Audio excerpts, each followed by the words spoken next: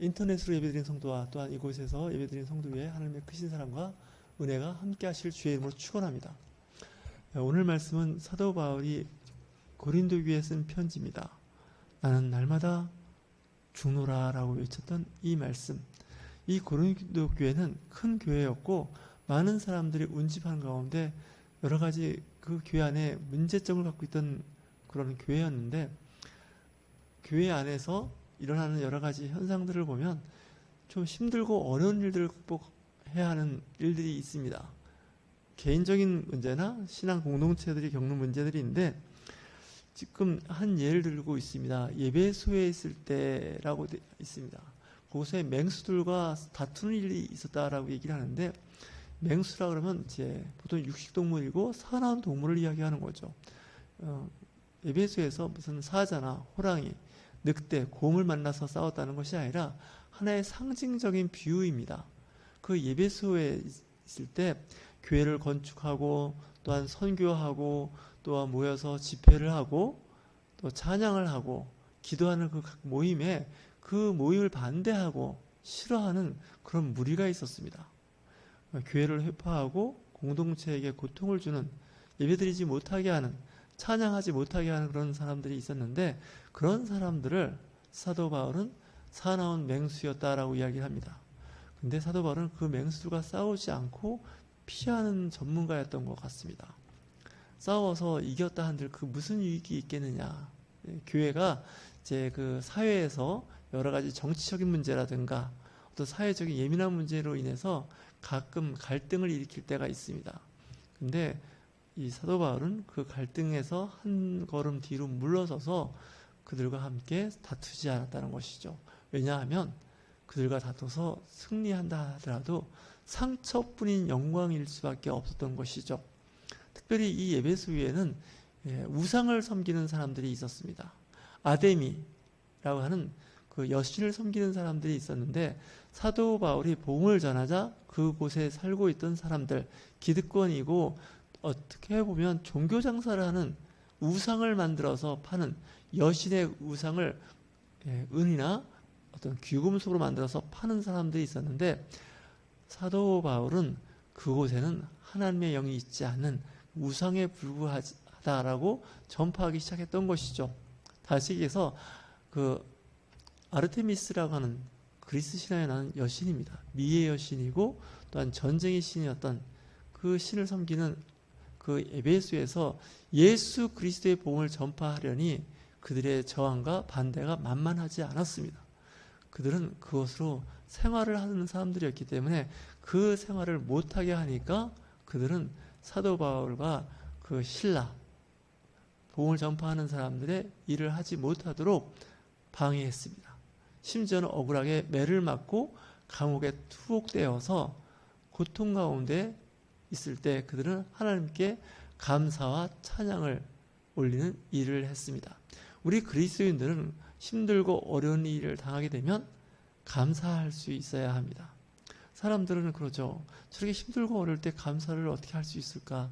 원망과 비난, 비평을 할 수밖에 없음에도 불구하고 사도 바울과 신라는 그곳에서 하나님께 감사의 찬양을 올렸습니다. 그랬을 때 그 감옥에 있는 많은 사람들이 그 노래와 또한 기도를 들을 수 있었습니다. 다들 감옥에 오면 억울하다, 내가 사실 이럴 일이 아닌데 하는 사람들이 많을 텐데, 억울하게 매를 맞고 감옥에 갇힌 그들이 오히려 하나님께 영광의 찬양을, 감사의 찬양을 드리는 것을 알게 되었습니다. 그러자 그곳에서 기적이 일어납니다. 옥토가 열리고 이제 그곳에 있는 사람들이 그 특이한 그 현상을 목격하게 되는 거죠. 그랬을 때 그 간수, 교도소에 있는 교도원이었던 사람이 거기서 주님을 영접하게 됩니다. 그리고 그 가족들이 주님을 영접하게 되는 거죠. 싸워서 승리해서가 아니라 그럼에도 불구하고 하나님께 감사와 기쁨의 영광을 들렸을 때 주변 사람들이 더 놀라는 거죠. 더 이상하게 보는 거죠.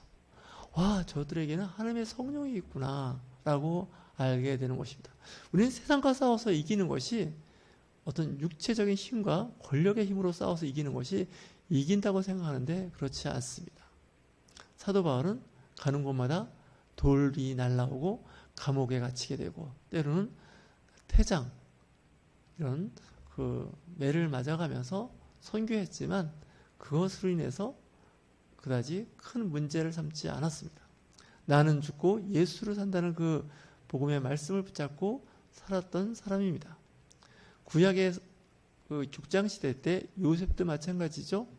그랄 땅에 피난을 했을 때 그곳에서 우물을 팝니다. 우물을 팠더니 그곳에 있는 사람들이 그 우물을 메워버리는 거죠. 그리고 내쫓는 거죠. 한 번, 두 번 그렇게 하니까 너무 속상하죠. 싸울 만도 하고 원망과 불평, 재판을 할 만도 한데 그는 그것을 피합니다. 그리고 제 세 번째 우물을 팠을 때 또 물이 나옵니다. 그때 하나님께서 내 지경을 넓혀주셨다. 다투지 않게 되었다고 말씀하는 거죠. 르호봇. 다시 얘기해서 이 이삭의 삶을 보면 사실 우물을 두 번씩이나 팠는데 자꾸 적들이 나타나서 그 우물을 빼앗는 겁니다. 그 우물을 그리고 메우는 겁니다. 사실 이 이삭은 농사를 지었는데 농사가 잘 되는 겁니다. 잘 될 때 사람들은 시기하고 질투하는 사람들이 있습니다. 그럴 때 그 시기하고 질투하는 사람들과 싸우지 않고 그 자리를 피하는 겁니다. 오히려 그랄 땅에 있는 그 블레셋 사람들이 감동을 받습니다. 아, 저 사람은 하나님께서 함께 하시는 사람이구나. 이것을 알게 됩니다. 하나님과 함께 하는 사람들은 다릅니다.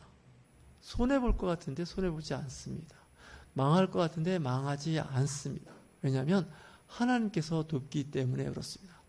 하나님이 하고자 하시면 모든 일을 다 하실 수 있습니다.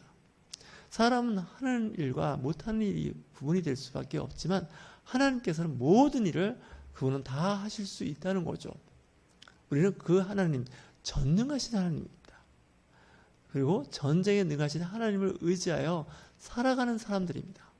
때로는 세상에 살면서 손해보고 억울한 일 당하고 또한 고난을 당할 때 싸우지 말고 그 자리를 피하는 겁니다. 지혜로운 사람은 피할 줄 아는 것이죠. 그래서 하나님께서 대신 그 일을 감당할 수 있게끔 하십니다.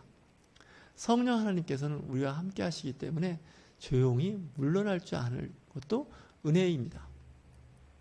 특별히 오늘 사도 바울이 고린도 교회에 쓴 편지, 나는 날마다 죽는다 그러죠. 또 사도 바울이 하는 그 메시지 중에 이런 말이 있습니다. 갈라디아서에서 말씀하신 거죠. 뭐라고 말씀했을까요? 나는 죽고 예수로 산다는 거죠. 나는 십자가에 못 박혀 죽고 예수로 다시 살아난다는 겁니다. 예수님 십자가에 못 박혀 고난을 당하셨습니다. 부끄러움을 당하셨습니다. 하나님의 아들입니다. 신의 아들입니다. 전능하신 하나님의 아들임에도 불구하고 그는 십자가에 피 흘려 죽습니다.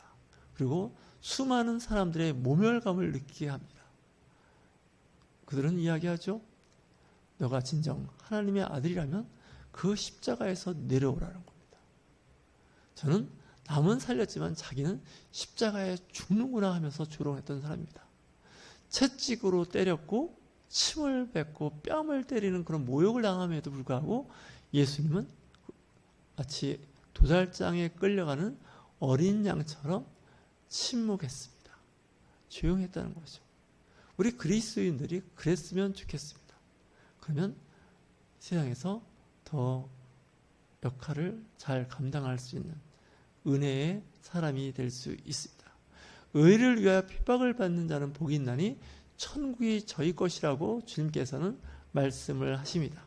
우리가 잘못해서 당하는 고난이야 당연하지만 잘못한 것이 없습니다. 근데도 의로운 일을 행하다가 고난을 당할 때는 기뻐하라고 말씀하고 있습니다. 다시 얘기해서 하늘나라에 상급이 있다는 거죠. 우리 그리스도인들은 이 세상에 사는 것이 전부가 아닙니다. 천국 소망을 갖고 사시기 바랍니다. 천국에 상급이 있습니다. 이 땅에서 당하는 고난이 있습니까? 손해가 있습니까? 때로는 억울함이 있습니까? 참고 견디는 저와 여러분이 되시길 주의 이름으로 축원합니다.